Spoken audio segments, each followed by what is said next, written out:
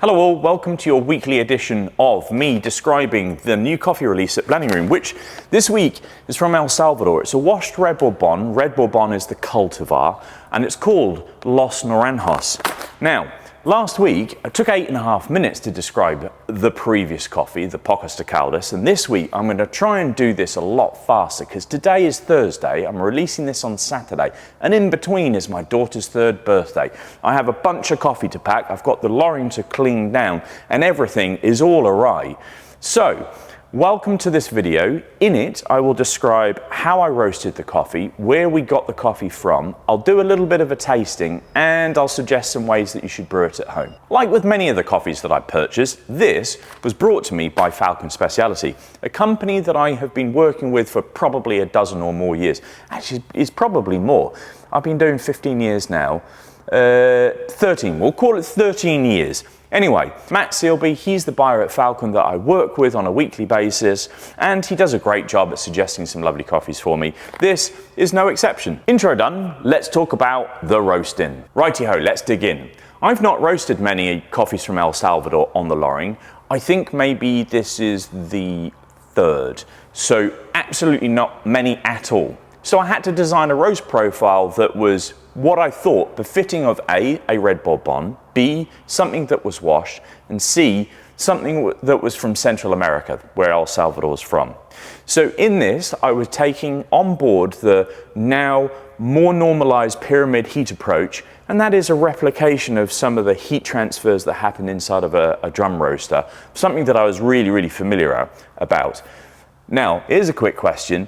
Do I continue with a heat transfer profile that emulates something like a drum roaster, or should I be more pursuant of what an air roaster does? I don't know. These are all questions that I ask myself when I approach the roaster. Of course, I want to produce a coffee that is highly soluble, that is expressive of terroir, and is delicious and easy for you to use, because that's a combination of those two things. That aside, this is the profile that I came up with. It was a drop in temperature of 240 degrees Celsius on the return on the Loring. Then there was a pyramid heat profile through time, and I wanted to have an ever declining roast curve, which is exactly what you can see on the screen now. I've got this delicious rate of rise curve in an ever declining slope. I have got a wonderfully lovely looking curve. How sexy is that? Now, this absolutely does not mean that it's a delicious coffee. It just looks nice on the screen. And that's great for when I'm talking about these things to you, because if you're another coffee roaster, you might look at that and think, wow, what a fantastic roaster James is. Actually, I've got no idea what I'm doing, because this is the Loring, and I still don't know what I'm doing. Anyhow, 212 degrees Celsius was my end temperature. I had a development time of 1 minute and 30. That is a time, a marker from first crack, a very important point within the roasting cycle that we mark, and we want to talk about times. 1.5 minutes means that I get somewhat of a balance between those who wish to brew espresso and those who wish to brew a more developed filter brew. Anyhow, there was that, 1 minute and 30, 9 minutes 37 in total roast time, which is sort of where I feel comfortable with the Loring. There's a lot of power in this roaster, and I can roast much faster, and I can push it much harder than I would have done in the ProBat, which would have likely have made a slightly undeveloped coffee, which is not great to taste. Anyhow, that's a quick run through of this particular roast batch, which is 25918. Looks great on the screen. Let's see how the darn thing tastes. Ta-da! Okay, so this is a batch filter brew. We are on Thursday. I roasted this Tuesday afternoon.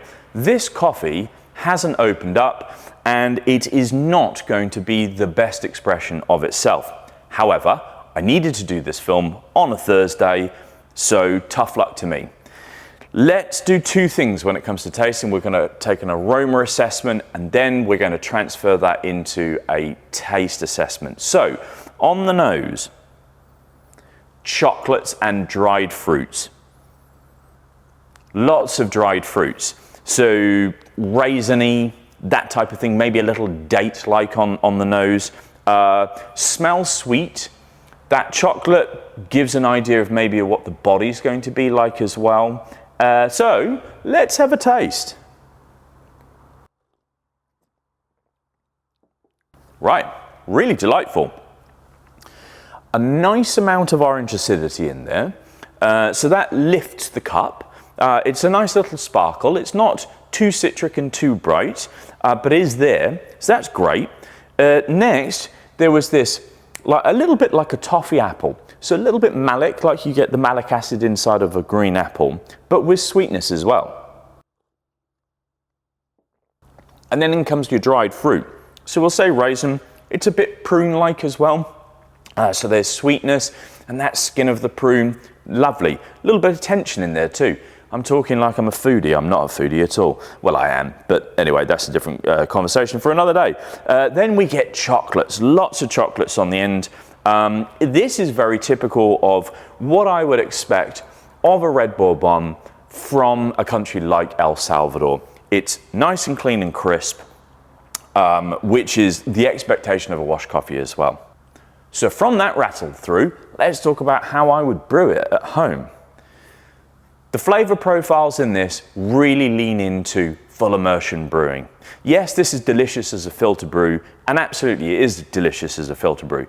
But think of dried fruits, think of that chocolate, think of toffee apple. How lovely would those be with a bit of body? So I would brew this as a cafetiere. I'd also brew this as an Aeropress as well. Aeropress, you get lots of texture through. This would work as an espresso.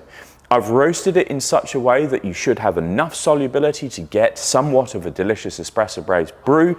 The flavour profilings would work really well with milk as well. If you're going to go with milk, go with Gold Top. Maybe get the homogenized type of milk because it's easier to work with, but do milk with the right protein structure.